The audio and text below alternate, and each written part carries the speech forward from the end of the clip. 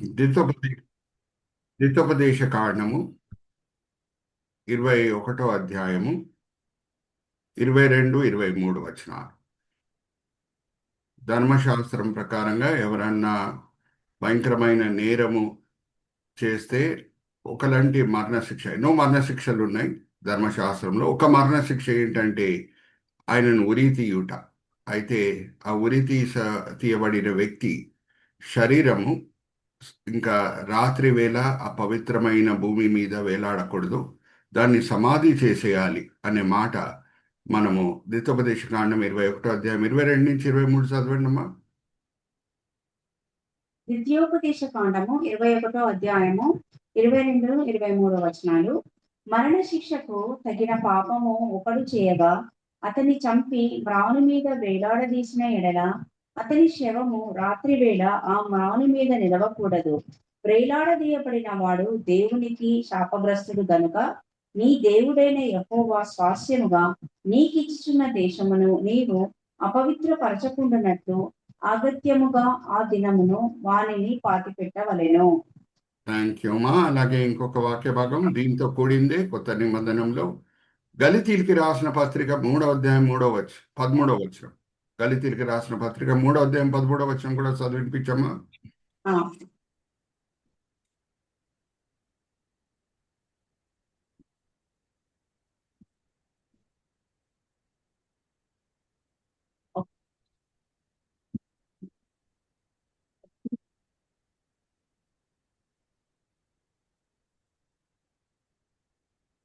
గలతీలకు 5 3వ అధ్యాయం 13వ వచనం అమ్మా. ఇదే మాటలు ద్వితోపదేశ కాండంలో ఇప్పుడు మనం చదువుకున్న మాటలే. పౌలు భక్తుడు అదే మాటలను ఆధారం చేసుకొని ఒక సత్యం మన ముందు తీసుకొని వస్తున్నాడు. గలతీలకు రాసిన పత్రిక 3వ అధ్యాయము 13వ ఆత్మను గూర్చిన వాగ్దానము విశ్వాసము వలన మనకు లభించినట్లు అబ్రహాము పొందిన ఆశీర్వచనము క్రీస్తు యేసు ద్వారా అన్ని జనులకు కలుగుటకై క్రీస్తు మన కోసము శాపమై మనలను ధర్మశాస్త్రము యొక్క శాపము నుండి విమోచించెను. ఇందును కూర్చి మ్రాను మీద వేలాడిన ప్రతి వాడును శాపగ్రస్తుడు అని వ్రాయబడి ఉన్నది. ఆమేన్. థ్యాంక్ యూ అమ్మా. నేను కూడా ఒక చిన్న ప్రార్థన చేసేసి ముందుకు వెళ్తాను. ఎవరం కూడా మనం నిరాశపడే అవసరం లేదు. కొంచెమంది ఉన్నామని దేవుని సన్నిధి మనతో పాటు ఉంది. దానికంటే ముఖ్యమైనది వేరేది లేదు. తండ్రి, ఈ సమయం బట్టి ఎంతో వందనాలు తండ్రి. ఈ వేదిక బట్టి ఎంతో వందనాలు. సహోదరి దెబోరా గారు ఎంతో దూరదర్శనంతో ఎంతో ప్రయాసంతో తండ్రి ఈ వేదికని స్థాపించడమే కాదు, ఎంతో ప్రయాసపడి దాన్ని ముందుకు తీసుకొని వెళ్తున్నాను. ఎంతో చక్కగా టెక్నికల్ కోఆర్డినేషన్ చేసే బ్రదర్ రాజ్ కుమార్ గారికి బట్టి ఎంతో వందనాలు. ఈ సాయంత్రం వేళ తండ్రి ఈ మీటింగ్లో పాల్గొనటకు వచ్చిన ప్రతి వ్యక్తి బట్టి ఎంతో వందనాలు. హేమలత గారు, రాజమల ఆంటీ అందరు కూడా వాళ్ళ వాళ్ళ గృహాల్లో ఈ సమయంలో సాయంత్రం వేళ రిలాక్స్ అవుతూ ఉండొచ్చు, కానీ ఎంతో ఆసక్తితో మేము వాక్యపరంగా బలపరచబడాలి, మేము వాక్యంలో కొత్త విషయాలు నేర్చుకోవాలి, మా దేవుడు ఎంత గొప్ప దేవుడని గ్రహించాలి, ఆయనను మేము ఆరాధించాలి, స్తుతించాలి, ఆయనతో సంబంధంని మేము బలపరచుకోవాలని మంచి కోరికలతో వచ్చి ఉన్నారు. అందరిని కూడా మీరు తృప్తిపరుస్తున్నారు, దీవిస్తున్నారు, ఆశీర్వదిస్తున్నారని మేము నమ్ముచున్నాం. నిష్ప్రయోజకమైన మీ దీనదాసుడి సమయంలో నించోబెట్టి మీ మహిమార్థమై వాడుకుంటున్నారు తండ్రి. దాన్ని బట్టి నేను మిమ్మల్ని స్తుతిస్తున్నాను. ఈ దినం, ఈ వేళ, ఈ పూట మీరు మా కొరకు ఏర్పరచుకున్న ఆత్మిక పాఠములని మా విశ్వాస నేత్రం నిప్పి బయలుపరుస్తారని నమ్ముచు ఈ విన్నపములు మేము యేసుక్రీస్తు పరిశుద్ధమైన వేడుకుంటున్నాం. ఆమేన్, ఆమేన్, ఆమేన్. అయితే ఇంకొక వాక్య భాగం కూడా నేను చదివించేసి ముందుకు వెళ్తాను. గలితీలికి రాసిన పత్రిక 4వ అధ్యాయం 4వ వచనం. గలితీలికి రాసిన పత్రిక 4వ అధ్యాయం 4వ వచనం. నా ప్రసంగంలో, నా ఉపదేశంలో దాన్ని కూడా నేను బేస్ చేసుకుంటాను, కానీ ఇప్పుడే నేను సహోదరి చేత చదివిస్తున్నాను. గలతీలకు రాసిన పత్రిక 4వ అధ్యాయము 4వ అయితే కాలము పరిపూర్ణమైనప్పుడు దేవుడు తన కుమారుని పంపెను. ఆయన స్త్రీ యందు పుట్టి మనము దత్తపుత్రులము కావలెనని ధర్మశాస్త్రమునకు లోబడి ఉన్న వారిని విమోచించుటకై ధర్మశాస్త్రమునకు లోబడిన వాడాయను. థ్యాంక్ యూ అమ్మా. కాలము పరిపూర్ణమైనప్పుడు దేవుడు ఆయన కుమారుణ్ణి పంపించాను. ఇప్పుడు నేను ఒక స్లైడ్తో స్టార్ట్ చేస్తాను. అది జనరల్ స్లైడ్గా అనిపిస్తుండొచ్చేమో, కానీ అది కూడా సిల్వర్తో కూడిందే. ఈరోజు యేసుక్రీస్తు ప్రభువారు ఎందుకు శిల్వ మరణమే పొందాలి అనే విషయం మనము ధ్యానించబోతున్నాము. యూదుల ధర్మశాస్త్రంలో వేరే మరణ శిక్షలు కూడా ఉన్నాయి. ఒక వ్యక్తిని ఉరివేయుట, ఒక వ్యక్తిని రాయలతో కొట్టి చంపుట, ఇవన్నీ కూడా ఉన్నాయి. అయినా సరే ఎందుకు శిల్వ మరణమే యేసుక్రీస్తు ప్రభువారు పొందాలి అనేది ఈరోజు మనము అర్థం చేసుకుందాము. First of all Raj Kumar గారు మనకి ఫస్ట్ స్లైడ్ ఒకటి చూపిస్తారు, చూడండి. దాంట్లో ఒక సత్యము ఉన్నది, అది నేను మీ ముందు తీసుకొని వస్తాను. కొన్ని ప్రాముఖ్యమైన విషయాలు, రాజ్ కుమార్ గారు యూ కెన్ స్టార్ట్ డిస్ప్లే. కొన్ని ప్రాముఖ్యమైన విషయాలు మనం గమనిస్తే బైబిల్లో దేవుడు ఒక్కసారి కాదు దాని గురించి 2 సార్లు ఆర్ 3 సార్లు కూడా ఆర్ 4 సార్లు కూడా రాపిస్తాడు. ఇక్కడ చూడండి, రాజ్ కుమార్ గారు కూడా కర్సర్ పెట్టి చూపిస్తారు. More than 2 accounts to give fuller picture. కొన్ని చాలా ప్రాముఖ్యమైన విషయాల గురించి మనము సరిగా అర్థం చేసుకోవాలి, పరిపూర్ణంగా అర్థం చేసుకోవాలని దేవుడు ఆ విషయాల గురించి ఒక్కసారి రాయటమే కాదు, లేఖనంలో 2, 3 సార్లు 4 సార్లు కూడా రాయించి పెడతాడు. ఎందుకు? ఇప్పుడు ఉదాహరణకి brother can point A cursor. ఆది కాండం, ఇక్కడ రైమింగ్ వర్డ్స్ నేను వాడుతున్నాను. మొదటిగా మ్యాట్రిమోనీ, దాని తర్వాత రాయల్టీ, దాని తర్వాత సావరెనిటీ. మ్యాట్రిమోనీ అంటే పెళ్ళి, రాయల్టీ అంటే రాజులు, సావరెనిటీ అంటే దేవుని సంకల్పము, దేవుని చిత్తం, అన్నీ కూడా ఆయన చిత్తం ప్రకారంగానే జరగాలి. సో మొదటిగా మ్యాట్రిమోనీ, పెళ్ళి చాలా ముఖ్యమైనది. సమాజము ముందుకు సాగుతుంది, సమాజము నిలకడగా ఉంది అని అంటే దానికి ఒక ప్రాముఖ్యమైన కారణము పవిత్రమైన పెళ్ళి. పెళ్లి చేసుకున్న వాళ్ళు దేవుని సన్నిధిలో వాళ్ళు ప్రమాణం చేయాలి. ఏమని అనగా, మేమిద్దరము ఒకరొకరి పట్ల నమ్మకంగా ఉంటాము, దేవుడు మాకు ఇచ్చిన సంతానంని మేము భయభక్తిలో పెంచుతాము, ఇంకా అన్ని బాధ్యతలు మేము వాళ్ళ పెంపకంలో నెరవేరుస్తాం. ఇవన్నీ కూడా పెళ్లిలో ఉన్న చాలా ప్రాముఖ్యమైన విషయాలు. ఇప్పుడు శారీరక ఆనందం కొరకే కాదు పెళ్ళి. శారీరక ఆనందం అంటే ప్రజలు వేశ్యల దగ్గర వెళ్ళొచ్చు, పురుషుల్లో వేశ్యలు ఉన్నారు, స్త్రీలో వేశ్యలు ఉన్నారు, అక్కడ కూడా వెళ్ళొచ్చు. కానీ అప్పుడు కూడా పిల్లలు పుడతారు. కానీ జాగ్రత్త వినండి, ఒక సమాజంలో ఒక నమ్మకంగా బాధ్యతతో పిల్లలు పెంపకం ఉండదు. అందుకే పెళ్ళి చాలా పవిత్రమైనది. ఏ మతంలోనా మీరు తీసుకోండి, పెళ్లి ప్రాముఖ్యత మనకి కనిపిస్తూ ఉంటుంది. ఇంకా 613 ఆజ్ఞలు దేవుడు ఏమి ఇచ్చి ఉన్నాడో యూదులకి, మొదటి 5 పుస్తకాలు ఆది కాండం నుంచి ద్వితోపదేశ కాండం వరకు, ఆ 613 ఆజ్ఞల్లో మొదటి ఆజ్ఞ కూడా పెళ్లితో కూడిన ఆజ్ఞనే. సో పెళ్లి గురించి మనము ఆది కాండం 1వ అధ్యాయం, ఆది కాండం 2వ అధ్యాయంలో మనము చదువుకోవచ్చు. మనకి ఫుల్ పిక్చర్ అర్థమవుతుంది పెళ్లితో కూడిన ప్రాముఖ్యత. అలాగే ఇప్పుడు రాజుల గురించి, మొదటి రాజుల గ్రంథం ఇజ్రాయెల్ రాజులు, యూదా రాజ్యంని పరిపాలించిన రాజులు, వాళ్ళ గురించి రాజుల గ్రంథంలో మనం చదువుకోవచ్చు, దినవృత్తాంతంలో కూడా మనం చదువుకోవచ్చు. జాగ్రత్తగా వినండి, ఈ మాట నేను మీతో పంచుకోవాలి. ఏమనగా, సాలమోన్ పరిపాలన అయిపోయిన తర్వాత, మరి చెప్తున్నాను, సాలమోన్ పరిపాలన అయిపోయిన తర్వాత ఇజ్రాయెల్ దేశము 2 రాజ్యములుగా విభాగించబడింది. 10 గోత్రాలు కలిసి ఇజ్రాయెల్ రాజ్యము, దానికి ప్రధాన పట్టణము సమేరియా. 2 గోత్రాలు యూదియా, బెంజమిన్ కలిపి యూదా రాజ్యము, దానికి ప్రధాన పట్టణం యెరూషలేం. సో మొదటి రాజుల గ్రంథం, 2వ రాజుల గ్రంథం ఆల్రెడీ ఈ రాజుల చరిత్ర గురించి వివరిస్తున్నాయి. ఈ 2 పుస్తకాలు వివరిస్తున్నాయి. అయినా సరే దేవుడు మొదటి దినవృత్తాంతం, 2వ దినవృత్తాంతం కూడా రాయించాడు. అక్కడ కూడా మనము ఈ రాజుల గురించే చదువుకుంటాం. ఎందుకు? కొన్ని విషయాలు ఏది మొదటి రాజుల గ్రంథం, 2వ రాజుల గ్రంథంలో లేదో, మనం దినవృత్తాంతం చదివినప్పుడు మొదటి దినవృత్తాంతం, 2వ దినవృత్తాంతం మనకి ఫుల్లర్ పిక్చర్ వస్తుంది, కంప్లీట్ పిక్చర్ మనకి అర్థమవుతుంది, ఆ అంశం మనకి పరిపూర్ణంగా అర్థమవుతుంది. ఉదాహరణకు నేను చెప్తున్నాను, బ్రాకెట్స్లో నేను మెన్షన్ చేశాను చూడండి. రాయల్టీ అనే విషయం బట్టి 2వ రాజుల గ్రంథం 12వ అధ్యాయము మొదటి 2 వచనాలు నేను ఒక మాట మీతో పంచుకోవాలి. ఏమి విత్తుతామో అదే కోస్తాము అనే విషయం బట్టి జాగ్రత్త వినండి. మంచి క్రియల వలన, మరి చెప్తున్నా, మంచి క్రియల వలన దీవెనలు వస్తాయంటే చెడు క్రియల వలన ఏమొస్తాయి? అన్మ్యూట్ చేసుకుని శాపాలు. చెప్పండి. శాపాలు. శాపాలు. దేవుని ఉగ్రతకి మనం పాత్రలం అవుతాం. సో ఇప్పుడు ఒక ఆ, ఆశ్చర్యం పుట్టించే విషయము, కొంచెం కలవరం పుట్టించే విషయము, కొంచెం కన్ఫ్యూజింగ్ చేసే విషయం ఏంటంటే, రాజుల గ్రంథం 12వ అధ్యాయం మొదటి 2 వచనాలు చదవమ్మా. జోయాష్ అనే ఒక రాజు గురించి అక్కడ రాయబడి ఉన్నది. 2వ రాజులు 12వ అధ్యాయం మొదటి 2 వచనాలు స్క్రీన్లో కూడా మనకు కనిపిస్తుంది చూడండి. జోయాష్ అనే రాజు గురించి అక్కడ రాయబడి ఉంది. 7 సంవత్సరాల వయసు ఉన్నప్పుడే ఆయన రాజు అయ్యాడు. ఆయన గ్రాండ్ మదర్ అతాలియా ఆయనను చంపుటకు ప్రయత్నించినప్పుడు జొహాయిడా అనే ఒక మంచి యాజకుడు ఆయనని మరణం నుంచి కాపాడి పెంచుతున్నాడు.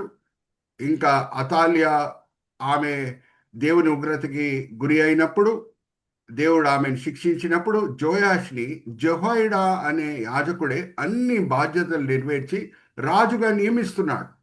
సో ఈ జోయాష్ గురించి ఏమని రాయబడి ఉన్నది? 2 రాజుల గ్రంథం 12వ అధ్యాయం మొదటి 2 వచనాలు.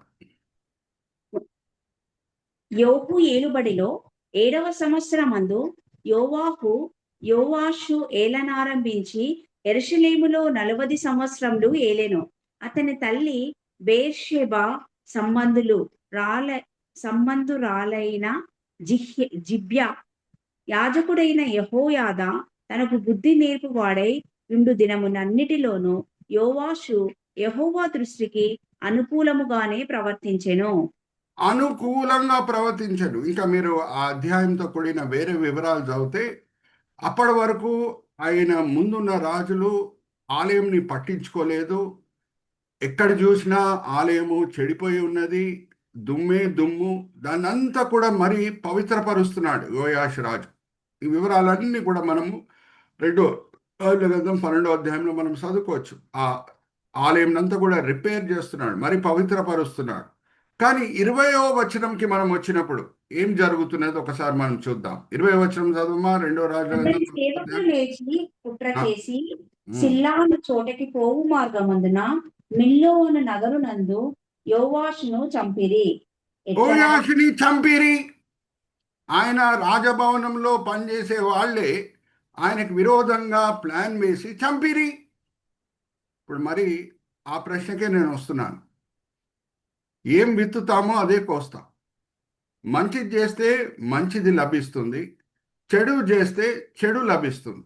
మరి మంచి రాజు అని 2 రాజుల గ్రంథం 12వ అధ్యాయం వచనాలు అన్నీ కూడా చదువుకున్నప్పుడు చివరి వచనాలకు వచ్చినప్పుడు జోయాషు చంపబడేను అని అంటే ఏ బైబిల్ రీడర్ కన్నా ఒక కన్ఫ్యూషన్ పుడుతుందా లేదా? ఎస్. ఎస్. ఇదేంటి మంచోడు ఇలా చనిపోతున్నాడేంటి? సమాధానంగా కదా హెజెకియా రాజు మంచి రాజు చనిపోయాడు, సమాధానంగా కదా దావీద్ చనిపోయాడు, సమాధానంగా కదా వేరే మంచి రాజులు చనిపోయారు, హెజెకియా జెహోషాఫాట్ వాళ్ళందరూ కూడా.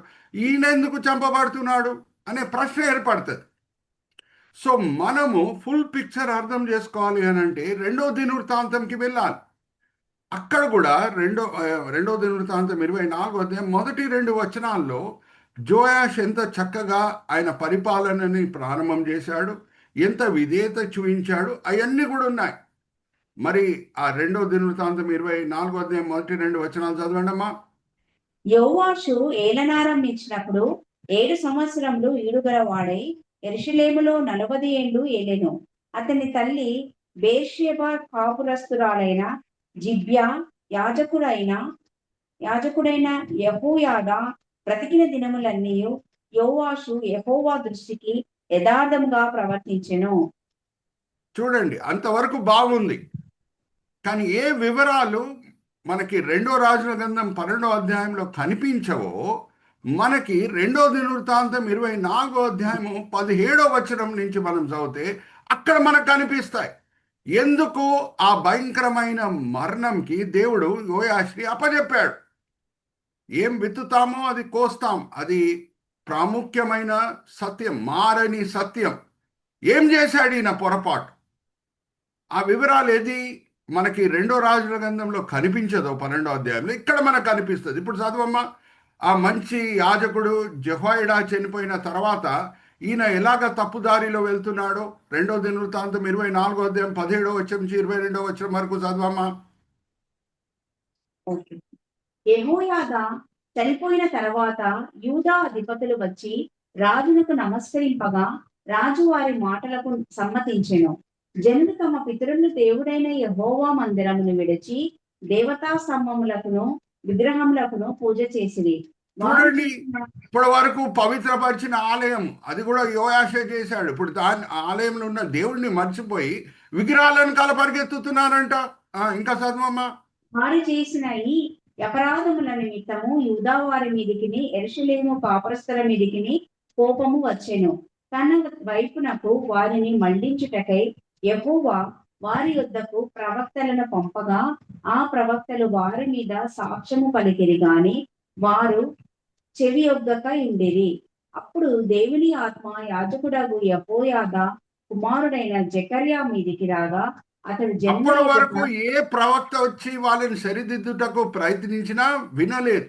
సో కనీసం జెహోయాడా ఎవరు యోహాష్ రాజు జీవితంలో ఒక ప్రాముఖ్యమైన పాత్ర వహించాడో, ఆయన చిన్నవాడుగా ఉన్నప్పుడు ఎలాగ ఆయన రక్షించాడో, ఆయనను ఎలాగ పెంచాడో, ఆయన్ని సరిదారిలో ఎలాగ నడిపించాడో, ఆ యాజకుడు ఆయన పట్ల రుణం అనేది ఉండాలి ఈ రాజు మనసులో. అందుకు దేవుడు ఏం చేశాడంటే వేరే ప్రవక్తల మాటలు వినట్లేదని ఆ జొహైడా అనే మంచి యాజకుని కొడుకుని జెకర్యాని వాడి ఈయనను సరిదారిలో తీసుకురావడానికి ప్రయత్నించారు దేవుడు. చదవమ్మా. యెహోయాదా కుమారుడైన జెకర్యా మీదికి రాగా అతడు జనుల ఎదుట నిలవబడి మీరెందుకు యెహోవా ఆజ్ఞలను మీరుచున్నారు? మీరు వర్ధిల్లరు. మీరు యెహోవాను విసర్జించితిరి గనుక ఆయన మిమ్మల్ని విసర్జించి ఉన్నాడని దేవుడు సెలవిచ్చుచున్నాడనెను. అందుకు వారు అతని మీద కుట్ర చేసి రాజు మాటలను బట్టి యెహోవా మందిరపు ఆవరణము లోపల రాళ్లు రువ్వి అతన్ని చావగొట్టిరి. ఆ ప్రకారము రాజైన యెహోవాషు జెకర్యా తండ్రి అయిన యెహోయాదా తనకు చేసిన ఉపకారములను మరచిన వాడై అతని కుమారుని చంపించెను. అతడు ఇప్పుడు చాలమ్మా, చనిపోయిన ఆయన కుమారుణ్ణి చంపించను, రుణం అనేది ఏమి లేదు. అయితే ఇప్పుడు మరి ఏది రెండో రాజుల గ్రంథం 24వ అధ్యాయంలో మనం చదువుకున్నాము. రెండో రాజుల గ్రంథం 12వ అధ్యాయం 20వ వచనంలో ఏం చదువుకున్నాము, అదే రెండో దినవృత్తాంతం 24వ అధ్యాయం 25వ వచనంలో మనం చదువుకుంటాము. ఇప్పుడు సహోదరి రూత్ ఆ వాక్య భాగం చదివిన తర్వాత నేను ఒక ప్రశ్న అడగబోతున్నాను. 25వ వచనంకి వచ్చేమా. వారు యెహోవాషును విడిచిపోయినప్పుడు అతడు మిక్కిలి రోగి అయి ఉండెను. అప్పుడు యాజకుడైన యెహోయాదా కుమారుల ప్రాణహత్య దోషము నిమిత్తము అతని సేవకులు అతని మీద కుట్ర చేసి అతడు పడక మీద ఉండగా అతనిని చంపిరి. అతడు చాలమ్మా, చనిపోయిన తర్వాత చాలమ్మా. ఇప్పుడు జాగ్రత్త వినండి. ఏ మరణంకి దేవుడు ఈ జోయాష్ని అప్పజెప్పాడో దాంట్లో మీకు న్యాయం కనిపిస్తుందా లేదా? Yes or no? Yes yes. ఉంది. అదే మనము రెండో రాజుల గ్రంథం మాత్రమే చదివితే జోయాష్ గురించి వేరే వివరాలు మనకు తెలిసేది కాదు. అందుకే దేవుడు ఓన్లీ రాజుల గ్రంథం మాత్రమే కాదు రాసి పెట్టింది లేఖనంలో, రెండో దినవృత్తాంతంని కూడా ఎందుకు పెట్టాడంటే అప్పుడు మనకి పరిపూర్ణమైన పిక్చర్ వస్తుంది కాబట్టి. ఇప్పుడు నేను మరీ మిమ్మల్ని అడుగుతున్నా, చాలా ఎలిమెంటరీ క్వశ్చన్ అడుగుతున్నా. ఒక సువార్తనే ఉందా లేకపోతే 4 సువార్తలు ఉన్నాయా? 4 ఉన్నాయి. ఎందుకు 4? అప్పుడు మనకి కంప్లీట్ పిక్చర్ అనేది యేసుక్రీస్తు ప్రభు వారి రక్షణ ప్రణాళిక గురించి, యేసుక్రీస్తు ప్రభు వారి జీవితము, మరణము, ఆరోహణము, అలాగే పునరుద్ధానం గురించి మనకు కంప్లీట్ పిక్చర్ రావాలని దేవుడు 4 సువార్తలు పెట్టాడు. Hallelujah, praise the lord. Are you all understanding? అమ్మా, ఒక్క సువార్తనే చదివితే యేసుక్రీస్తు ప్రభువారు ఒక్క జీవితం మీదనే లోక రక్షణ ఆధారం పడి ఉంది.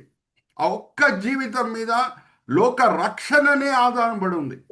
సో ఆ జీవితం గురించి అన్ని వివరాలు మనం తెలుసుకోవాలని దేవుడు ఒక్క సువార్త కాదు కానీ 4 సువార్తలు రాసి పెట్టాడు.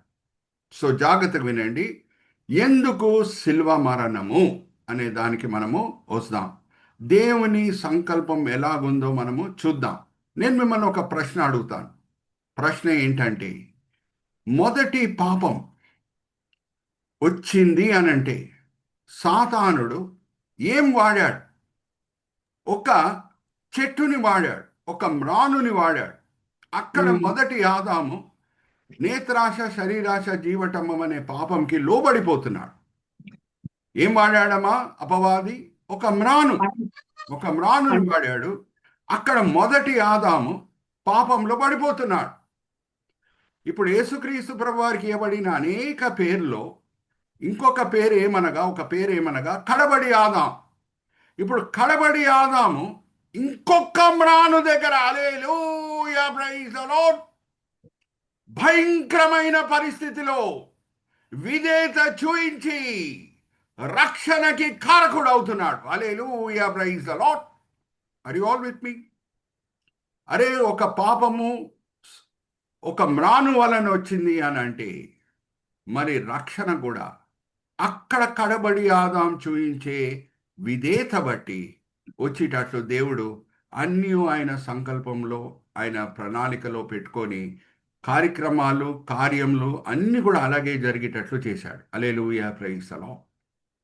ఇప్పుడు మనము అర్థం చేసుకుందాం. Will go to the next slide. Okay, next స్లైడ్కి వెళ్దాము.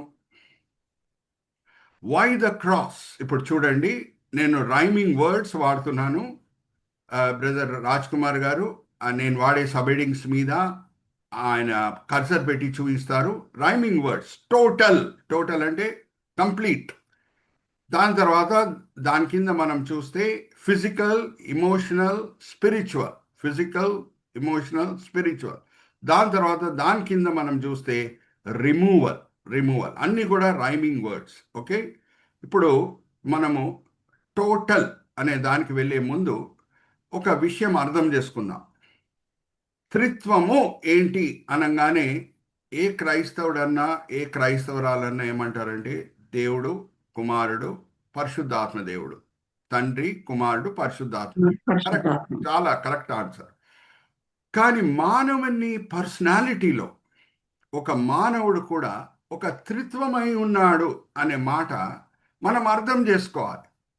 ఎక్కడుంది ఆ త్రిత్వము వర్ణింపు? ఎక్కడుంది? మానవుడు కూడా ఒక త్రిత్వమై ఉన్నాడు, 3 భాగములు ఉన్నాయి ఆయనలో అనే మాట ఎక్కడ రాయబడి ఉంది లేఖనంలో? ఒకసారి మనం చూద్దామా? సహోదరి రూత్తో నేను చదివిస్తాను. పౌలు భక్తుడు మొదటి తెస్సలోనిక పత్రిక రాస్తుండగా చివరి వచనాలకు వచ్చినప్పుడు ఆయన బెనిడిక్షన్ ప్రొనౌన్స్ చేస్తున్నాడు. ఆయన చివరి ఆశీర్వాదం ప్రొనౌన్స్ చేస్తున్నాడు. ఎక్కడన్నా ఏ ఆరాధన కూడికన్నా, ఏ ప్రేయర్ మీటింగ్ అన్నా ఎలాగా సమాప్తం అవుతుంది? ఆశీర్వాదంతో సమాప్తం అవుతుంది, బెనిడిక్షన్తో సమాప్తం అవుతుంది. అలాగే మొదటి తెస్సలోనిక పత్రిక 5వ అధ్యాయం, మొదటి అధ్యాయంలో కాదండి, ఎందుకంటే 5వ అధ్యాయంలో ఆయన చివరికి వచ్చేసాడు. ఒక బ్లెస్సింగ్, ఒక బెనిడిక్షన్ ప్రొనౌన్స్ చేస్తున్నాడు. చదువమ్మా మొదటి తెస్సలోనిక పత్రిక 5వ అధ్యాయం 23వ వచనం. సమాధానకర్తయగు దేవుడే మిమ్మను సంపూర్ణముగా పరిశుద్ధపరచును గాక. మీ ఆత్మయు జీవమును శరీరమును మన ప్రభువైన యేసుక్రీస్తు రాకడయందు నిందారహితముగాను సంపూర్ణముగాను ఉండునట్లు కాపాడబడును గాక. ఆమేన్. సహోదరి రూత్ మాటలను మీరు అందరు జాగ్రత్తగా ఫాలో చేశారనుకుంటా. ఆయన ఏ మాటలు వాడి దీవిస్తున్నాడు తెస్సలోనిక సంఘ సభ్యులని? మీ ఆత్మను, జీవము, శరీరము సురక్షితంగా ఉండునుగాక. వాడుక భాషలో చెప్పాలంటే దేవుని కాపుదల ఉండునుగాక. దేని మీద? మరి ఇంకొకసారి చదవమ్మా. ఆత్మ, జీవము, శరీరం. Please read it once again అమ్మా. చదువుతాను. సమాధానకర్తయగు దేవుడే మిమ్మను సంపూర్ణముగాను పరిశుద్ధపరచును గాక. మీ ఆత్మయు జీవమును శరీరమును మన ప్రభువైన యేసుక్రీస్తు రాకడయందు నిందారహితముగాను సంపూర్ణముగాను ఉండునట్లు కాపాడబడును గాక. ఆమేన్. ఆత్మ, జీవము, శరీరం. ఇంగ్లీష్లో చెప్పాలంటే శరీరం అంటే బాడీ, జీవం అంటే సోల్, ఆత్మ అంటే స్పిరిట్. ఈ 3 భాగములు ఉన్నాయి. ఇప్పుడు నేను మిమ్మల్ని ఒక ప్రశ్న అడిగి ముందుకు వెళ్తాను. ఎప్పుడు మొదటి ఆదాం పాపం చేశాడో ఆయన పర్సనాలిటీలో ఒక భాగమే దెబ్బతినిందా, శరీరం మాత్రమే దెబ్బతినిందా, లేకపోతే జీవము ఆత్మ కూడా దెబ్బలు తిన్నాయా? శరీరము ఆత్మ కూడా. శరీరము, జీవము, ఆత్మ 3 దెబ్బతిన్నాయి పాపం దెబ్బతిన్నాయి. చేశాడు కాబట్టి. ఆర్ యు ఆల్ విత్ మీ? ఆత్మ దేవునితో సదాకాలం కొరకు ఉండుటకు సిద్ధపరిచిన ఆత్మ. జీవం అంటే సోల్. సోల్ అంటే seat of all the emotions. గర్వము అంటే ఇమోషన్, సాత్వికము అంటే ఇమోషన్, దీనత్వం. సిగ్గు ఇమోషన్, భయము ఇమోషన్. ఇదంతా కూడా జీవంతో కూడింది, సోల్తో కూడింది. Are you all with me? It is called the seat of all emotions. Okay, so పాపం చేశాడు కాబట్టి దేవుని దగ్గర నుంచి కొంచెం దూరం అయిపోతున్నాడు, ఎడబాటు కలుగుతున్నది కాబట్టి సిగ్గు అనేది ఆయన ఏంటో తెలుసుకుంటున్నాడు. Are you all with me? That is emotion, జీవంతో కూడింది. Are you all with me? So ఎలాగా త్రిత్వం అంటే మనం వెంటనే తండ్రి, కుమారుడు, పరిశుద్ధాత్మ దేవుడు అని అంటామో, ఒక మానవుని పర్సనాలిటీ కూడా మనం విభాగిస్తే 3 భాగములు ఉన్నాయనే మాట మనము మర్చిపోకూడదు. శరీరము, జీవము, ఆత్మ. ఇప్పుడు యేసుక్రీస్తు ప్రభువారు ఆయన రక్షణ ప్రణాళిక పరిపూర్ణంగా ఉండాలి అని అంటే ఈ 3 క్షేత్రంలో కూడా మన కొరకు ఆయన క్రయధనం చేయాలి. హల్లెలూయా, ప్రైజ్ ద లార్డ్. వర్ణించలేని నొప్పి శరీరం భాగంలో, జీవం భాగంలో, ఆత్మ భాగంలో ఆయన అనుభవించాలి. అప్పుడే క్రయధనం అవుతుంది. హల్లెలూయా, ప్రైజ్ ద లార్డ్. ఇప్పుడు నేను మిమ్మల్ని సూటిగా ఒక ప్రశ్న అడుగుతున్నాను, జాగ్రత్తగా వినండి. ధర్మశాస్త్రంలో మరణశిక్ష విధించుటకు ఉరి శిక్ష ఉంది. ఇప్పుడే మనం చదువుకున్నాం ద్వితోపదేశ కాండం 21వ అధ్యాయం 22, 23. అలాగే రాయలతో కొట్టి చంపడానికి ధర్మశాస్త్రం అనుమతిస్తున్నది, ఎవరెవరు దేవదూషణ చేస్తున్నారో. ఇప్పుడు మ్రాను మీద వేలాడువాడు శాపగ్రస్తుడు. యేసుక్రీస్తు ప్రభువారు మన కొరకు పాపం అయిపోయారు కాబట్టి, పాపి కూడా కాదు, పాపమే అయిపోయాడు కాబట్టి దేవుని దృష్టిలో శాపగ్రస్తుడు, దేవుని ఉగ్రతకి పాత్రుడు. ఇప్పుడు మ్రాను మీద వేలాడువాడు ఉరి తీయబడినప్పుడు, అనుకుందాం, ఉరి తీయబడినప్పుడు ఆయన శరీరం నొప్పి ఎక్కడ వరకు ఉంటుంది? ఎక్కడ వరకు ఉంటుంది అని అంటే only up to the head and the neck. Only ఇక్కడ వరకే ఉంటుంది. కానీ శిల్వ మరణం పొందినప్పుడు, జాగ్రత్త వినండి, యేసుక్రీస్తు ప్రభువారు శారీరక నొప్పి ఎక్కడి నుంచి ఎక్కడ వరకు ఉంది? నరి నెత్తి నుంచి అరికాలు వరకు. నరి నెత్తి నుంచి అరికాలు వరకు. తల మీద ముళ్ళ క్రీటం, కాళ్ళల్లో ఏం చేశారు? మేకులు గుచ్చారు, చేతిలో మేకు గుచ్చారు, సైడ్ లో పొడిచారు. Are you all understanding? ఇప్పుడు నేను మరి చాలా సూటిగా ప్రశ్నలు అడిగే ముందుకు వెళ్తాను. ఓన్లీ ఆయన ఉరి తీయబడి ఉంటే, జాగ్రత్త వినండి, ఫుల్ శరీరంకి నొప్పి అనేది కలిగేదా? కాదు. నొప్పి లేకపోతే కాదు. ఓన్లీ మెడ వరకే నొప్పి. మెడ వరకే ఉరి ఉండేది. పడతారో వాళ్ళకి మెడ వరకే నొప్పి. మెడ వరకే ఉంటది. సో దేవుని దృష్టిలో ఒక పాపి ఎలాగ కనిపిస్తున్నాడు, శారీరకంగా ఎలా కనిపిస్తున్నాడో మనం చూద్దాం. సహోదరి సహాయం నేను తీసుకుంటున్నాను. యెషయా గ్రంథం 1వ అధ్యాయం 6వ వచనం చదవమ్మా. ఎలాగుంటాడు ఒక వ్యక్తి? యెషయా గ్రంథం 1వ అధ్యాయం 6వ వచనం.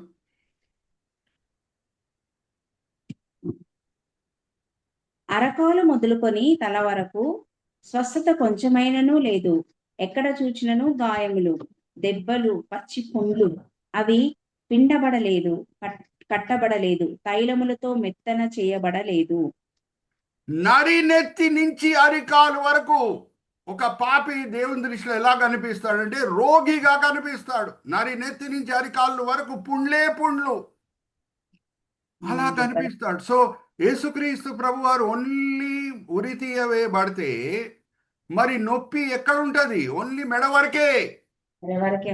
సో అందుకు దేవుని సంకల్పం ఏమై ఉన్నదంటే క్రయధనం చేసే రక్షకుడు నరినెత్తి నుంచి అరికాలు వరకు నొప్పి అనుభవించాలి శారీరకంగా. హల్లెలూయా, ప్రైజ్ ద లార్డ్. శిల్వ మరణం ఎప్పుడొచ్చింది? ఎంతమంది నా ప్రకటన గ్రంథం బైబిల్ స్టడీలో పాల్గొన్నారో నాకు తెలియదు, కానీ నేను ఎప్పుడు మీతో పంచుకుంటుంటాను. ఈ లోకంని పరిపాలించిన రాజ్యములు మనం సమయం అనుసారంగా వెళ్తే, మొదటిగా వచ్చిన రాజ్యము ఐగుప్తు, దాని తర్వాత అషూర్లు, దాని తర్వాత బాబిలోను, దాని తర్వాత మాదీయ పార్శికులు, దాని తర్వాత వచ్చిన రాజ్యం గ్రీక్ రాజ్యం, దాని తర్వాత వచ్చిన రాజ్యం రోమా రాజ్యం, చివరిలో 7వ రాజ్యం రాబోతుంది, క్రీస్తు విరోధి రాజ్యం. ఇప్పుడు మొదటి 5 రాజ్యములు, ఐగుప్తు రాజ్యం, అషూర్ రాజ్యం, బాబిలోన్ రాజ్యం, మాదీయ పార్శికుల రాజ్యం, గ్రీక్ రాజ్యం, ఆ సమయంలో శిల్వ మరణం అనే మరణ శిక్ష విధింపబడుట ప్రారంభం కాలేదు. రోమా రాజ్యంలోనే ప్రారంభమైంది. కాలము పరిపూర్ణమైనప్పుడే రక్షకుడు రావాలి. Hallelujah, praise the lord. Are you all understanding? అరే, వేరే 5 రాజ్యంని ఈ లోకంని పరిపాలించే సమయంలో యేసుక్రీస్తు ప్రభు వారు వచ్చి ఉంటే శిల్వ మరణంకి అప్పచెప్పబడేవారా? అడుగుతున్నా మిమ్మల్ని. లేదు. Are you all understanding? అన్నీ దేవుని ప్రణాళిక ప్రకారంగా, చిత్తం ప్రకారంగా జరుగుతున్నది. కాలం పరిపూర్ణమైనప్పుడే రక్షకుడు రావాలి. శిల్వ మరణం అనే శిక్ష ప్రారంభమైన తర్వాతనే రక్షకుడు రావాలి. ఎందుకంటే నరినెత్తి నుంచి అరికాలు వరకు శారీరకంగా ఆయన నొప్పిని అనుభవించాలి. Are you all with me? So brother Raj Kumar garu, first physical మీద కర్సర్ పెట్టండి. ఇప్పుడు మనం ఇమోషనల్కి వద్దాం. ఎప్పుడన్నా మీరు don't go by Christian art gallery pictures. యేసుక్రీస్తు ప్రభువారు గెత్సెమనీ తోటలో ప్రార్థన చేశారు అని మీరు గూగుల్ ఇమేజెస్లో వెళ్ళి కొట్టండి. యేసుక్రీస్తు ప్రభువారు మోకరించి హాయిగా గెత్సెమనీ తోటలో ప్రార్థన చేసినట్టు ఉంటుంది. కానీ లేఖనంలో ఏమని రాయబడి ఉన్నది? ఆయన ఎలాగ ప్రార్థన చేశాడంట? సాగిలపడి. హల్లెలూయా, ప్రైజ్ ద లార్డ్. గెత్సెమనీలో యేసుక్రీస్తు ప్రభువారు ప్రార్థన అని గూగుల్ ఇమేజెస్లో కొట్టండి. ప్రభువారు హాయిగా మోకరించి ప్రార్థన చేసినట్టు కనిపిస్తుంది. కానీ ఆయన యాక్చువల్గా ఎలాగ చేశాడు? 14 మార్క్స్ వార్త 35వ వచనం చదవమ్మా. మార్క్స్ వార్త 14:35.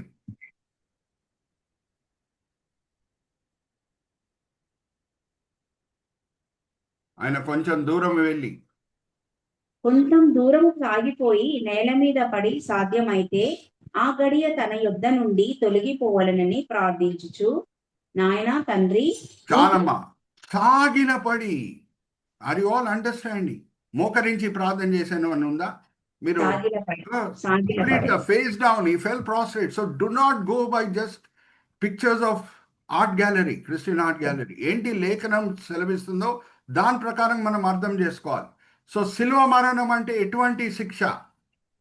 ఎలాగ వాళ్ళు రోమిలు విధించేవారు?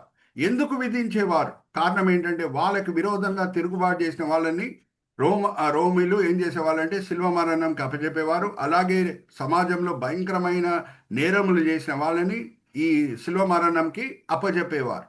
సో వాళ్ళ కోరిక ఏంటంటే ఎటువంటి భయంకరమైన మరణ శిక్షకి మా రాజ్యంకి విరోధంగా తిరుగుబాటు చేసిన వాళ్ళు అప్పజెప్పబడుతున్నారనే విషయం వేరే వాళ్ళు చూసినప్పుడు వాళ్ళకి ధైర్యం చాలకూడదు. రోమా రాజ్యంకి విరోధంగా తిరుగుబాటు చేయటం. అరే, ఇంత భయంకరమైన మరణమా, ఇంత భయంకరమైనది, అమ్మో, రోమా రాజ్యంకి విరోధంగా మేము తిరుగుబాటు చేయం, రోమా రాజ్యం విరోధంగా మేము సమాజంలో భయంకరమైన నేరములు చేయం అనే భయం పుట్టించుటకు ఈ భయంకరమైన మరణంని వాళ్ళు ఇంట్రడ్యూస్ చేశారు.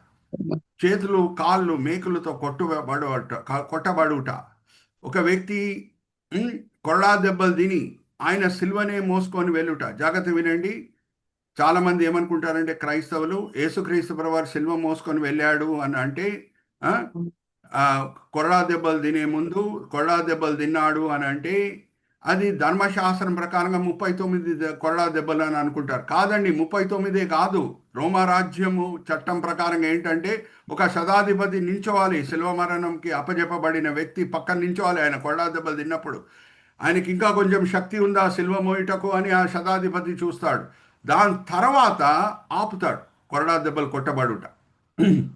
సో ఎందుకు రోమారాజ్యం అది ఇంట్రడ్యూస్ చేసింది? ఆ కొరడా దెబ్బలు తిన్న తర్వాతనే శిల్వ మరణంకి ఒక వ్యక్తి నడిపింపబడతాడు.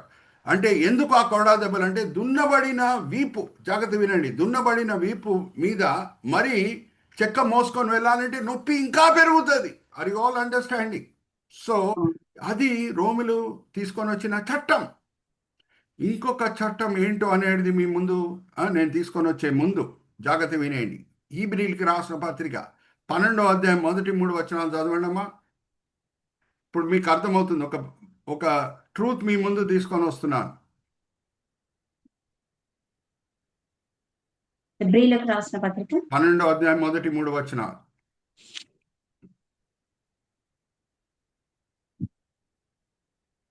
మొదటి 3 వచనం.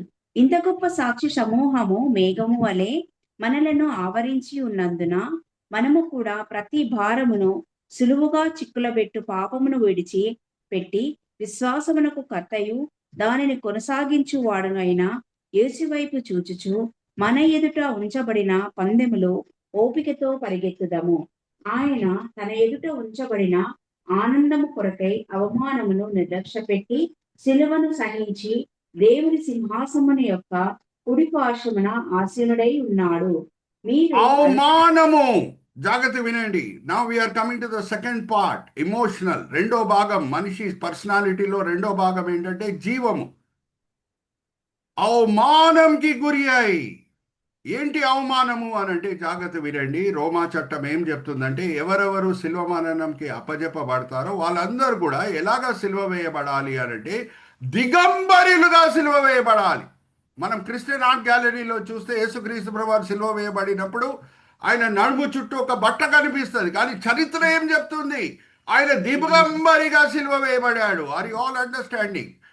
అవమానంకి గురి అయ్యాడు, లాట్ ఆఫ్ ఇమోషనల్ పెయిన్, మానసిక నొప్పికి గురి అయ్యాడు. ఇప్పుడు చూడండి, మొదటి ఆదాము కడబడి ఆదాం మధ్యన ఉన్న వ్యత్యాసం చూడండి. మొదటి ఆదాం పాపం చేసిన తర్వాత ఆయనకు సిగ్గు అనేది అర్థమైపోయిన తర్వాత ఆయన ఏం చేస్తున్నాడు? ఆయన సిగ్గుని కప్పుకుంటుటకు మ్రానెనకాల దాక్కుంటున్నాడు. మన కడబడి ఆదాం అయిన రక్షకుడు పాపం వలన మనకొచ్చిన సిగ్గుని కప్పుటకు ఆయన దిగంబరిగా రాను ముందు వేలాడుతున్నాడు. Hallelujah, praise the lord. ఎక్కడున్నారో హల్లెలూయా చెప్పండి. Hallelujah. Are you all understanding? అరే, మొదటి ఆదాము ఆయన సిగ్గుని కప్పుకుంటుటకు మ్రానెనకాల దాక్కుంటున్నాడమ్మా. మరి నా కడబడి ఆదాం ఏం చేస్తున్నాడు? నాకు పాపం వలన వచ్చిన సిగ్గుని కప్పుటకు ఆయన దిగంబరిగా ఇంకొక మ్రాను ముందు వేలాడుతున్నాడు. Hallelujah, praise the lord. మా ఎందుకమ్మా సిల్వ ధ్యానములు? నా ప్రభు నా కొరకు ఎటువంటి శ్రమలకి గురి అయ్యాడు అనే మాట నేను జ్ఞాపకం చేసుకుంటే నా హృదయంలో నా ప్రభు వారి పట్ల రుణము, ప్రేమ నూతనపరచబడుతుంది. అందుకే సిల్వ ధ్యానం. Are you all with me? So now we come to the third part, spiritual. జాగ్రత్త వినండి. బ్రదర్ రాజ్ కుమార్ గారు, స్పిరిచువల్ మీద కూడా కర్సర్ పెట్టి చూపించండి. ఆత్మిక విషయము దేవుడు చెప్పాడు ఆదమవ్వకి, మీరు ఈ జ్ఞానమిచ్చు చెట్టు జోలికి వెళ్ళి దాని పండు తింటే చనిపోతారు అని అన్నాడు. నేను మిమ్మల్ని ప్రశ్న అడుగుతున్నా, వాళ్ళు పండు తినగానే వెంటనే కింద పడిపోయి చనిపోయారమ్మా? చనిపోలేదు. అంటే మరణంకి అర్థం ఏంటి? జాగ్రత్త వినండి. మరణంకి అర్థం ఏంటంటే హీబ్రీ భాషలో వాడబడిన పదం ఏంటంటే మరణంకి మ్యావెత్. మ్యావెత్ అంటే ఎడబాటు. మ్యావెత్ అంటే ఎడబాటు. దేవునికి వాళ్ళ మధ్యన ఉన్న సరి అయిన సంబంధంలో ఒక ఎడబాటు కలుగుతుంది. అప్పుడు వరకు వాళ్ళు దేవునిలో నాటబడినట్టు, దేవుని శక్తి వాళ్ళ శరీరంలో ఉన్నట్టు. ఎప్పుడు ఎడబాటు కలుగుతున్నదో ఆ శరీరము కొన్ని రోజుల తర్వాత రోగాలకి గురి అవుతుంది, వృద్ధాప్యంకి గురి అవుతుంది. దాని తర్వాత చివరిలో మరణం కూడా వస్తుంది. సో ఒక జ్ఞాపకం పెట్టుకోండి, మొదటి మరణం, రెండు మరణాలు ఉన్నాయి బైబిల్లో. ఇప్పుడు నేను సహోదరి రూత్తో చదివిస్తాను. ప్రకటన గ్రంథం 2వ అధ్యాయం 11వ వచనంలో రెండో మరణం అనే మాట ఉంది. జాగ్రత్త వినండి. మొదటి మరణము అది అందరికీ లభిస్తుంది, పరిశుద్ధులకు కూడా లభిస్తుంది, అబ్రహాంకి, ఇసాక్కి, యోసేపుకు కూడా అది లభిస్తుంది. ఆ మొదటి మరణం ఏంటంటే శరీరము ఆత్మ మధ్యన ఎడబాటు. శరీరం ఉండిపోతుంది, ఆత్మ దేవుని దగ్గర వెళ్తుంది. గుడారం ఉండిపోతుంది, గుడారం లోపల ఉన్న రియల్ వ్యక్తి దేవుని దగ్గర వెళ్తాడు. అది అది మొదటి మరణం. రెండో మరణం ఏంటంటే సృష్టికర్త అయిన దేవుని దగ్గర నుంచి సదాకాలము ఆత్మ దూరం వెళ్ళిపోవుట. అదే నరకం. పరిశుద్ధమైన దేవుడు, సృష్టికర్త అయిన దేవుని దగ్గర నుంచి శాశ్వతమైన ఎడబాటు ఆత్మది, అదే నరకం. ఒకసారి చూద్దామా అమ్మా? ప్రకటన గ్రంథం 2వ అధ్యాయం 11వ వచనం చదవమ్మా. ప్రకటన గ్రంథం 2వ అధ్యాయము 11వ వచనము. సంఘములతో ఆత్మ చెప్పుచున్న మాట చెవిగలవాడు వినుగాక. జయించువాడు రెండవ మరణము వలన ఏ హానియు చెందడు. రెండో మరణము అని అంటే నరకము. దేవుని సన్నిధి నుంచి, పరిశుద్ధమైన సృష్టికర్త అయిన దేవుని సన్నిధి నుంచి సదాకాలం శాశ్వతమైన ఎడబాటే రెండో మరణం. అందుకే యేసుక్రీస్తు ప్రభువారు అంటారు, ఎవరు మిమ్మల్ని శారీరకంగా చంపుతున్నారో వాళ్ళ బట్టి భయపడకండి. ఎవరు మిమ్మల్ని చంపి నరకంకి తోయవేయగలుగుతారో వాళ్ళ పట్ల భయం చూపించండి. మనుషుల బట్టి భయపడకండి, వాళ్ళు మిమ్మల్ని శారీరకంగా చంపగలుగుతారు, కానీ రెండో మరణం విధించే వ్యక్తి దేవుడు. ఆయన పట్ల మీరు భయభక్తి కలిగి ఉండండి అని ప్రభువారు అంటారు. అయితే ఇప్పుడు ఒక వాక్య భాగం నేను చదివించబోతున్నాను. ఆ వాక్యం చదివిన తర్వాత నేను ఒక ప్రశ్న అడగబోతున్నాను. అందరు కూడా సహోదరి రూత్ 1 కొరింథీయులకు రాసిన పత్రిక 5వ అధ్యాయం 20వ వచనం చదివినప్పుడు జాగ్రత్తగా ఫాలో చేయండి. 1 కొరింథీ 5వ అధ్యాయం 20వ వచనం.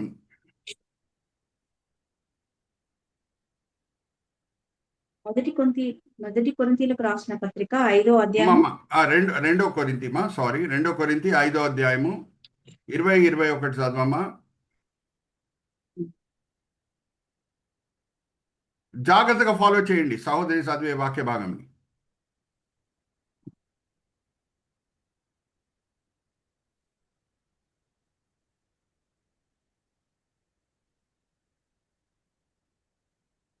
ఈ కొత్త బైబిల్ పేజెస్ నాకు రావట్లేదు. పర్వాలేదమ్మా, అందరం కూడా దీర్ఘశాంతం చూపించాలి. మన దేవుడి పిల్లలకు దీర్ఘశాంతం చూపించాలి.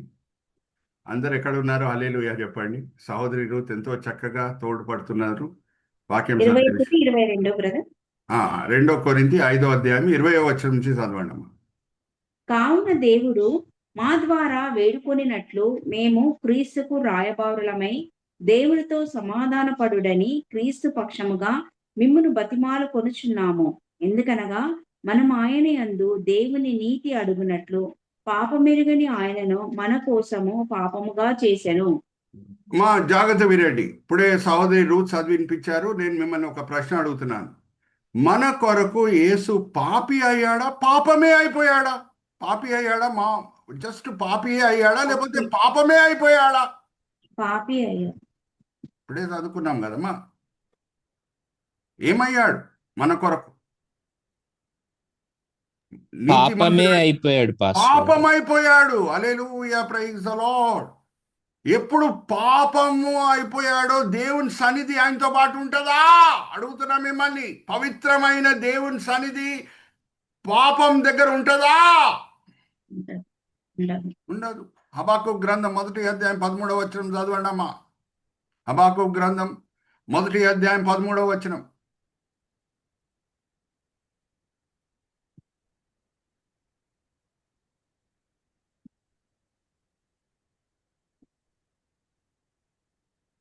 హబక్కూకు 1వ అధ్యాయం 13వ వచనం.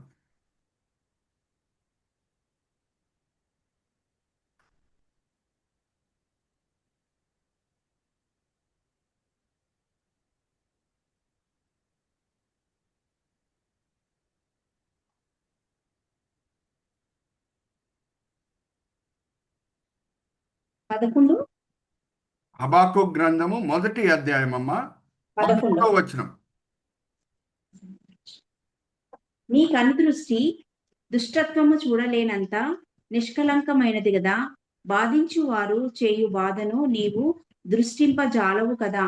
చాలమ్మా. నీ కను దృష్టి ఎంత పవిత్రమైనది అంటే అపవిత్రమైనది, అపవిత్ర దాన్ని చూడలేదు. అంత పవిత్రమైన కను దృష్టి నీది. దేవుడు అంత పవిత్రమైన వ్యక్తి. సో యేసుక్రీస్తు ప్రభువారు పాపమైపోయాడు అని అంటే మరి దేవుని సన్నిధి ఏది? తండ్రి సన్నిధి కుమారునితో వందల సంవత్సరాలు ఉండిందో, యేసుక్రీస్తు ప్రభువారి ఈ లోకంకి వచ్చే ముందు వందల సంవత్సరాలు తండ్రితో పాటు ఉన్నాడు. ఏ సన్నిధిని యేసుక్రీస్తు ప్రభువారు వంద సంవత్సరాలుగా అనుభవిస్తున్నాడో, ఇప్పుడు ఆయన పాపం అయిపోయినప్పుడు దేవుని సన్నిధి ఆయనతో పాటు ఉంటుందా, లేకపోతే ఎడబాటు కలుగుతున్నదా? చెప్పండి. తండ్రి సన్నిధి ఉంటుందా? కుమారుడు పాపం అయిపోతే కుమారునితో ఉండదు పాస్టర్ గారు. ఉండదు.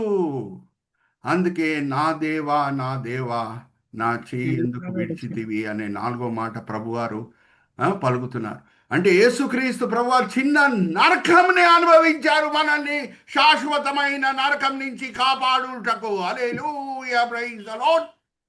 ఎక్కడున్నారో హల్లెలూయా చెప్పండి.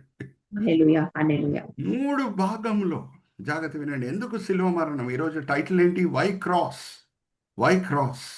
అరే, ఉరివేయబడితే ధర్మశాస్త్రము ఆజ్ఞల ప్రకారంగా ద్వితోపదేశకాండం 21 అధ్యాయం 22, 23 వచనాల్లో ధర్మశాస్త్రంకి విరోధంగా ఎవరన్నా నేరం చేస్తే, పాపం చేస్తే యూదులు ఒక వ్యక్తిని ఉరివేయవచ్చు. కానీ ఇప్పుడు రోమిలు ఉన్నారు. ఇప్పుడు రోమిలు ఇంట్రడ్యూస్ చేసిన చట్టం శిల్వ మరణం. ఆ శిల్వ మరణం వలనే మనిషిలున్న 3 భాగముల్లో, శరీరము, ఆత్మ, జీవం, ఆ 3 భాగంలో వర్ణించలేని నొప్పిని నా రక్షకుడు అనుభవిస్తేనే ఆయన సరి అయిన క్రయధనము నా పాపంలో కొరకు చేసినట్లు. అందుకే ఆయన శిల్వ మరణంకి అప్పచెప్పబడాడు. ఆర్ యు ఆల్ విత్ మీ? ఇప్పుడు నేను ఒక స్లైడ్ చూపించి బ్యాలెన్స్ పోర్షన్ వచ్చే వారం మీతో పంచుకుంటాను. జాగ్రత్తగా వినండి. ఇప్పుడు ఆ స్లైడ్కి మనం వెళ్దాము. రాజ్ కుమార్ గారు ఉన్నట్లేదే. సరే, నేను మిమ్మల్ని ఒక ప్రశ్న ఒక వాక్య భాగం చదివిపిస్తాను. అంటే ఆ స్లైడ్ మనకి రాజ్ కుమార్ గారు లేరు కాబట్టి కనిపించట్లేదు బహుశా.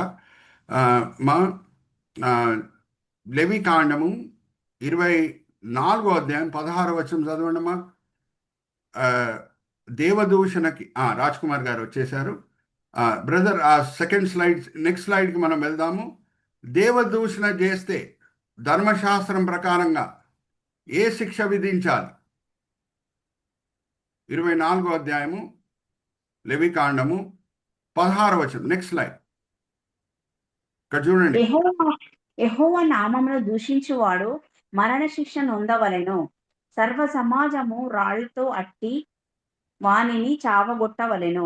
ఇక్కడ చూడండి, రాయలతో కొట్టి చంపుతున్నారు. చూడండి, లెఫ్ట్ సైడ్ పిక్చర్ మీద కర్సర్ పెట్టి చూపించండి రాజ్ కుమార్ గారు. Very good, thank you so much.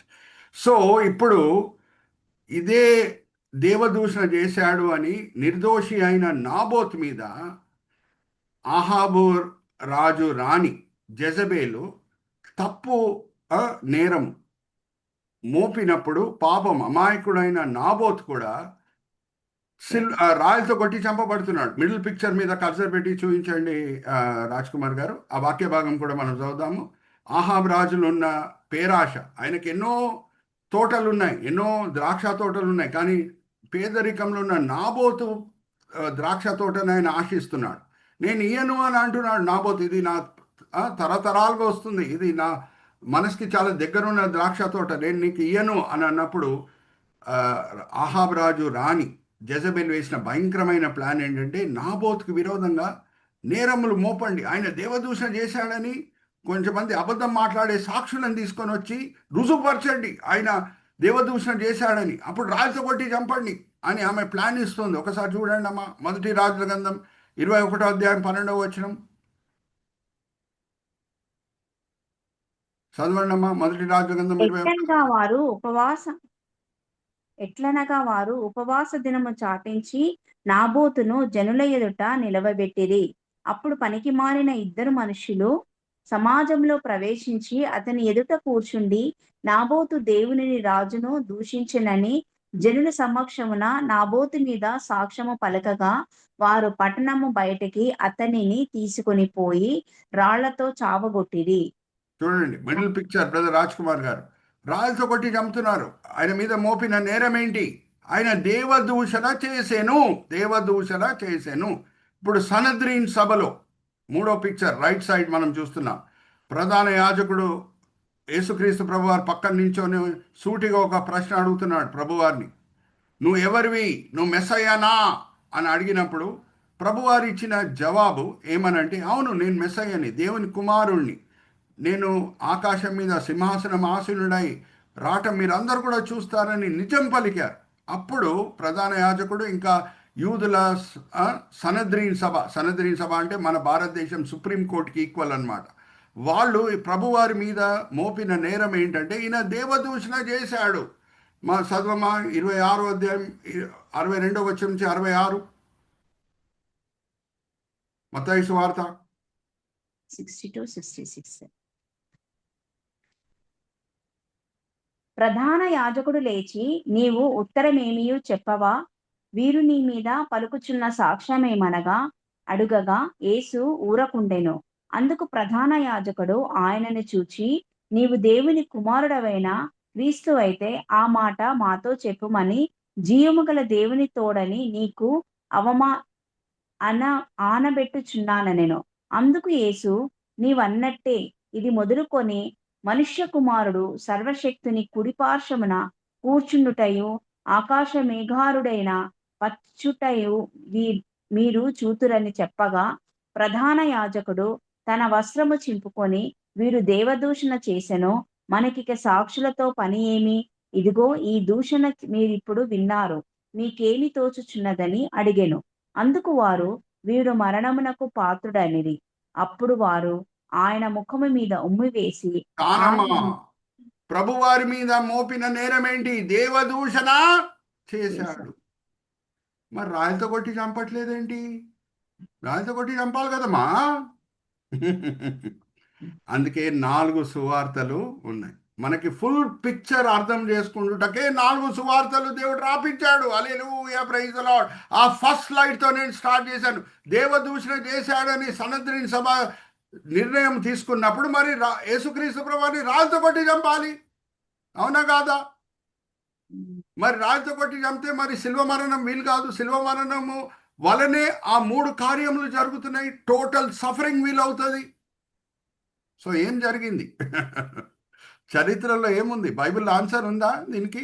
ఉంది. మనం ఏంటంటే స్పీడ్గా చదువుకొని వెళ్ళిపోతూ ఉంటాం. అరే రాళ్ళతో కొట్టి చంపాలి కదండి, మరి ఎందుకు సిలువ వేశారు? 2 సువార్తలు నేను మరీ చదివిస్తున్నాను. మా తీయమ్మ ఈరోజు ఈ ప్రాముఖ్యమైన రహస్యం, ఈ ప్రాముఖ్యమైన మర్మం మీరు అందరు కూడా తెలుసుకోవాలి. కొంచెమందే ఉన్నారు ఈరోజు, కానీ దేవుడు మనకి సాక్షి. ఎంత ఆసక్తితో మనము ఈ బైబిల్ స్టడీలో పాల్గొంటున్నామో దేవుడు చూసి మనల్ని అందరినీ కూడా దీవిస్తారు. కొంచెమందే ఉన్నాం. ఇటువంటి మర్మం బహుశా మీరు ఎప్పుడు విని ఉండరు. ఓకే, మరి మా సహోదరి రూత్ ద్వారా ఈ వాక్య భాగం చదివిస్తున్నాను. ఆ వాక్య భాగం చదివించినప్పుడు నేను మరి మిమ్మల్ని ఒక ప్రశ్న అడగబోతున్నాను. పోంతి పిలాతు దగ్గర తీసుకొని వెళ్తున్నారు. అమ్మా, పోంతి పిలాతు దగ్గర 23వ అధ్యాయం లూకాసు వార్త 3వ వచనం నుంచి చదవమ్మా. సహోదరి ఆ వాక్య భాగం చదివించిన తర్వాత నేను ఒక ప్రశ్న అడగబోతున్నాను మిమ్మల్ని. లూకాసు వార్త 23వ అధ్యాయము 3వ వచనం నుంచి 5వ వచనం అమ్మా. పీలాతు, నీవు యూదుల రాజువా అని ఆయనను అడగగా, ఆయన నీవన్నట్టే అని అతనితో చెప్పాను. పిలాతు ప్రధాన యాజకులతోనూ జనసమూహములతోనూ 23వ అధ్యాయం 1వ వచనం నుంచి చదివేమా, ఇంకా బెటర్. అంతటా వారందరూ లేచి ఆయనను పిలాతు నొద్దకు తీసుకొని పోయి, ఇతడు మా జనమును తిరగబడ ప్రేరేపించుచు కైసరునకు పన్నియవద్దనియు తానే క్రీస్తను ఒక రాజుననియు చెప్పగా, మేము వింటిమని ఆయన మీద నేరము మోపసాగిరి. పిలాతు, నీవు యూదుల రాజువా అని ఆయనను అడగగా, చాలు మా ఇక్కడ ఒక్క మాట అన్న దేవదూషణ గురించి ఉందా? చెప్పండి. అక్కడ సనద్రి సభలో దేవదూషణ చేశాడు అది ఇది అన్నారు కదా, మరి దేవదూషణతో కూడిన ఒక్క మాట అన్న పలికినట్టు మనకు అనిపిస్తుందా లూకాసు వార్తలో? లేదు. ఎందుకు? అందుకే 4 సువార్తలు చూద్దాం. అడుగు బై అడుగు, మెట్టు బై మెట్టు వెళ్దాం. ఈరోజు ఈ గొప్ప రహస్యం మర్మం మనం తెలుసుకుందాం, వేరే క్రైస్తవులతో కూడా పంచుకుందాం. ఓకే, నెక్స్ట్ స్లైడ్కి మనం వెళ్దాం. ఇప్పుడు యోహాన్ సువార్తలో రహస్యం ఉంది. ఏంటది? నెక్స్ట్ స్లైడ్ రాజ్ కుమార్ గారు. నేను చెప్పిన రైమింగ్ వర్డ్స్ ఏంటి? టోటల్ అనే మాట ఏమేమి చూసాం దాంట్లో? Physical, emotional, spiritual. ఇప్పుడు రిమూవల్. యోహాన్ సువార్త 18వ అధ్యాయము 28వ వచనం నుంచి 32వ వచనంలో మర్మం ఉన్నది. ఆ మర్మంకి జవాబు ఉన్నది. చదవమా. వారు కయపా యొద్ద నుండి అధికార మందిరమునకు యేసును తీసుకొని పోయిరి. ఆ యేసుని పొంతి పిలాతు దగ్గర తీసుకొని వెళ్తున్నారు. రాజ్ కుమార్ గారు కర్సర్ పెట్టి చూపించండి. అప్పుడు ఉదయం ఆయను గనుక వారు మైల పడకుండా పస్కాను భుజింపవలెనని అధికార మందిరములోనికి వెళ్ళలేదు. కావున పిలాతు బయట ఉన్న వారి యొద్దకు వచ్చి, ఈ మనుష్యుని మీద మీరు ఏ నేరము మోపుచున్నారనెను. అందుకు వారు, వీడు దుర్మార్గుడు, కాని ఎడల వీరిని నీకు అప్పగించి ఉండుమని అతనితో చెప్పిరి. పిలాతు, మీరతన్ని తీసుకుని పోయి మీ ధర్మశాస్త్రము చెప్పున అతనికి తీర్పు తీర్చుడనగా, యూదులు ఎవనికిని మరణశిక్ష విధించుటకు మాకు అధికారము లేదని అతనితో చెప్పిరి. హల్లెలూయా, ప్రైజ్ ది లార్డ్. మరణ శిక్ష విధించుటకు మాకు అధికారము లేదు అని యూదులు అంటున్నారు. అందుకు ఉరివేయడానికి వీల్లేదు, యేసుక్రీస్తు ప్రభువాన్ని రాళ్ళతో కొట్టి చెప్పడానికి వీల్లేదు. అయితే ఏమైంది చరిత్రలో? యూదుల చరిత్రలో ఏం జరిగింది? నేను ఎప్పుడు చెప్తుంటాను, 3 జూయిష్ బైబిల్ కామెంటరీస్ ఉన్నాయి, టార్గమ్, టాల్మడ్, మిద్రాష్. అది చదివితే సత్యం ఏంటో మనకు అర్థమవుతుంది. కింద రండి రాజ్ కుమార్ గారు. ద జూయిష్ సనెడ్రిన్, నేను ఇంగ్లీష్లో చదివి మీకు తెలుగులో చెప్తాను. Jewish Sanhedrin could not give capital punishment from 28 AD onwards. దాని సోర్స్ ఏంటి?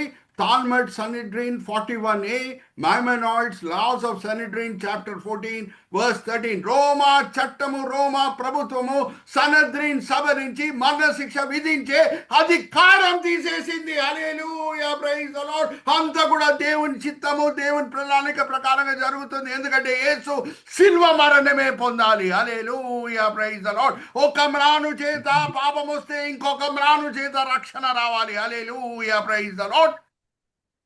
Are you all understanding now?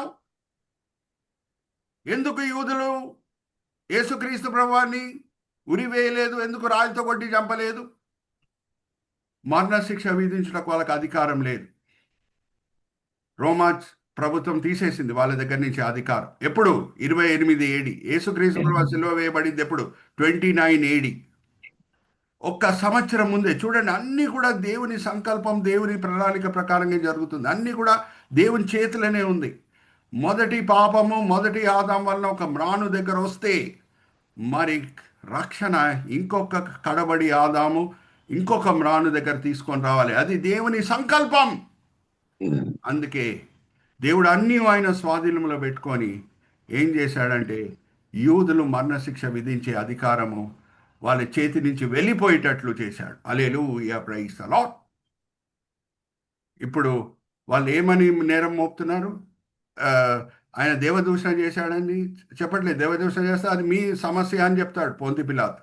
ఇప్పుడు మరణశిక్షకి అప్పచెప్పాలి అంటే చాలా పాపులర్, పేరు పొందిన యేసు, ఆయనను మేము చంపలేదు, రోమిలే తప్పుబట్టి చంపారని వీళ్ళు కూడా చేతులు కడుక్కుంటుటకు యూదుల సమాజం ముందు ఏం చేస్తున్నారు? ఈ యూదుల నాయకులు పొంతి పిలాతు దగ్గర తీసుకొని వచ్చి పొంతి పిలాతు ద్వారా ఆయనకి మరణశిక్ష అప్పజెప్పబడేటట్లు చేస్తున్నారు. ఆర్ యు ఆల్ విత్ మీ? అన్నీ కూడా దేవుని సంకల్పం ప్రకారంగా. ఎందుకంటే యేసుక్రీస్తు ప్రభువు శిలువ మరణమే పొందాలి, వేరే ఏ మరణం మరణించుటకు వీల్లేదు. ఆర్ యు ఆల్ విత్ మీ? అందుకే ఈరోజు టైటిల్ ఏంటమ్మా మన సబ్జెక్టు? Why the cross. ఎందుకు శిల్వ మరణము? నేను స్టార్ట్ చేసింది ఏంటి? ఎక్కడెక్కడ 2 సార్లు కంటే ఎక్కువ దేవుడు ఒక విషయంని రాపిస్తున్నాడు. ఒక ప్రత్యేకమైన ప్రణాళిక బట్టి ఆయన రాయిస్తాడు. పెళ్లి గురించి ఆదికాండం 1వ అధ్యాయం 2వ అధ్యాయంలో కూడా ఉంది. యూదుల రాజుల గురించి 1వ రాజగ్రంథం, 2వ రాజగ్రంథం, 1వ దినవృత్తాంతం, 2వ దినవృత్తాంతంలో కూడా ఉంది. అప్పుడు మనకి ఫుల్ పిక్చర్ అర్థమవుతుంది. అలాగే యేసుక్రీస్తు ప్రభు జీవితం గురించి ఒక్క సువార్త కాదమ్మా, 4 సువార్తలు ఉన్నాయి. మత్తయి సువార్తలో మనకేం అర్థం కాదో లూకాసు వార్తలో అర్థమవుతుంది. లూకాసు వార్తలో ఏం మనకు అర్థం కాదో యోహాను సువార్తలో అర్థమవుతుంది. Are you all understanding? So చాలా లోతులో మనం వెళ్ళాము, అన్ని కూడా నేర్చుకున్నాము. వచ్చే వారము మటలాదివారంతో కూడిన సందేశం నేను మీతో పంచుకుంటాను. ఎన్నో విషయాలు ఉన్నాయి, ఎన్నో రహస్యాలు ఉన్నాయి, ఎన్నో మర్మాలు ఉన్నాయి. మటలాదివారంతో కూడింది. వచ్చే వారం మనము ధ్యానిద్దాము. నేను ఒక చిన్న సస్పెన్స్తో ఎండ్ చేస్తున్నాను. అప్పుడు మీరు వచ్చే ఆదివారం కొరకు ఎదురు చూస్తూ ఉంటారు. ఏమనంటే, యూదులకి మరణశిక్ష విధించుటకు వీల్లేదు, రాయలతో కొట్టి చంపుటకు వీల్లేదు అని పాస్టర్ సురేష్ గారు చెప్పారు కదా. మరి మీరు నన్ను అడగాలి, స్టెఫెన్ ఎలా చంపారండి? కొన్ని సంవత్సరాల తర్వాత రాయలతో కొట్టి చంపారు కదా అని అడగాలి, నన్ను అడగాలి. ఓకే, ఆ మర్మం ఏంటి, ఆ రహస్యం ఏంటి, దానికి జవాబు ఏంటి, వచ్చే ఆదివారం మనము చూద్దాం. Okay, praise the Lord. దేవుడు మనకి ఆశ్చర్యమైన విషయాలు మన కళ్ళు తెరిచి చూయించే దేవుడై ఉన్నాడు. హల్లెలూయా, ప్రైజ్ ద లార్డ్. నేను ముగింపు ప్రార్థన చేసి రాజ్ కుమార్ గారికి ఫ్లోర్ అప్పచెప్తాను. తండ్రి, ఈ సమయం బట్టి ఎంతో వందనాలు. ఇక్కడ చేరిన నమ్మకమైన ఈ చిన్న మంద బట్టి ఎంతో వందనాలు తండ్రి. 7 మంది ఉన్నారు, కానీ మీ సన్నిధి మాతో పాటు ఉంది. దానికంటే ముఖ్యమైనది వేరేది లేదు. ఎక్కడ 2-3 ఉంటారో వాళ్ళ మధ్యనే ఉంటానని మీరు వాగ్దానం చేసి ఉన్నారు.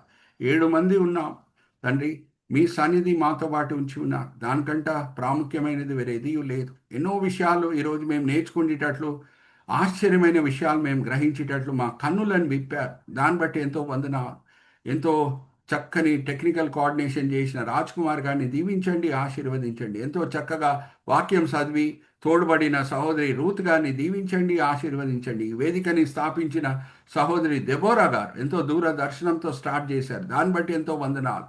ఆ సహోదరిని దీవించండి, ఆశీర్వదించండి. అలాగే హేమలత గారు, రాజమల్ల ఆంటీ, మనోలిత సిస్టర్ అందరూ కూడా తండ్రి ఎంతో ఆసక్తితో ఈ బైబిల్ స్టడీలో పాల్గొంటున్నారు. అందరిని మీరు దీవిస్తున్నారు, ఆశీర్వదిస్తున్నారని మేము నమ్ముచున్నాం. నిష్ప్రయోజకమైన మీ దీన దాసుడిని నించోబెట్టి మీ మహిమార్థమై వాడుకున్నారు తండ్రి. దాన్ని బట్టి నేను మిమ్మల్ని స్తుతిస్తున్నాను. ఈ దినం, ఈ వేళ, ఈ పూట మీరు మాకు నేర్పించిన పాఠములు తండ్రి మా దగ్గరే మేము ఉంచుకోకుండా తోడు క్రైస్తవులతో కూడా పంచుకునేటట్లు మమ్మల్ని ప్రోత్సహించండి. ఎంతో ప్రయాసపడి రాజ్ కుమార్ గారు మా ప్రతి బైబిల్ స్టడీ సెషన్ని యూట్యూబ్లో అప్లోడ్ చేస్తున్నారు. తోడు క్రైస్తవులు కూడా మేలు పొందేటట్లు తండ్రి మేము దాన్ని సర్క్యులేట్ చేసేటట్లు ఈ వీడియో సెషన్స్ని మమ్మల్ని ప్రోత్సహించండి. ఈ విన్నపములు మేము యేసుక్రీస్తు పరిశుద్ధమైన నామమున వేడుకుంటున్నాం.